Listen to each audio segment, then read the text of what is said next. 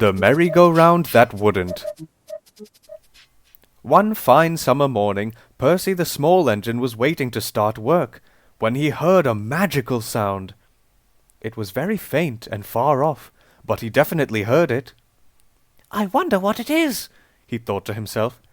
"There it is again!" Edward the blue engine, who was already hard at work taking empty trucks from his yard to the china clay pits, smiled kindly.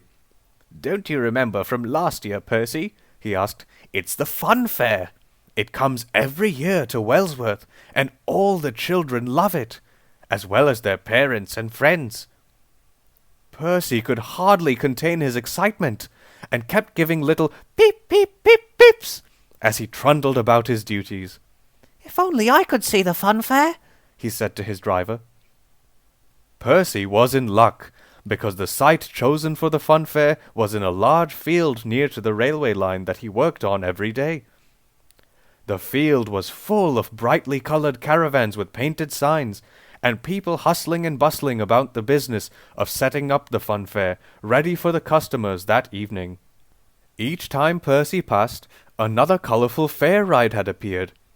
He saved up the news to tell Trevor the traction engine, who was dozing in the sun outside a barn, further along the track.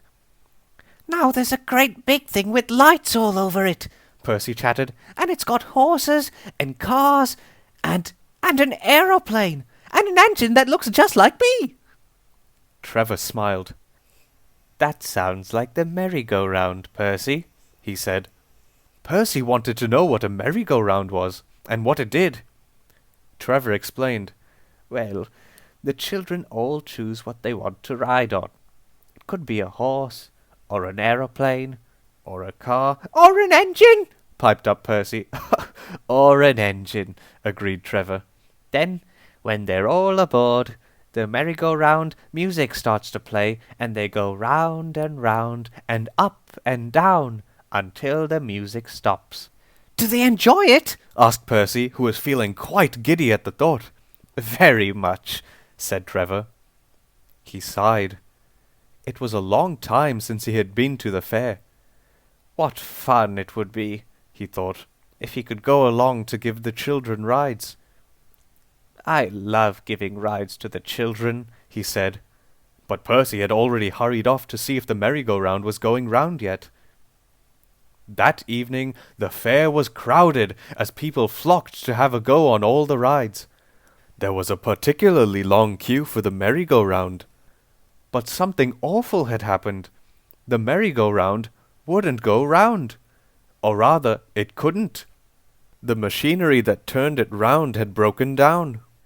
Everyone was very disappointed. Luckily, Percy's driver was there with his family. He remembered stopping to talk to Trevor the traction engine only that morning. "Trevor could help out until you get that fixed," he told the merry-go-round owner. And that's just what happened. In next to no time, Trevor found himself hitched up to the merry-go-round with strong ropes.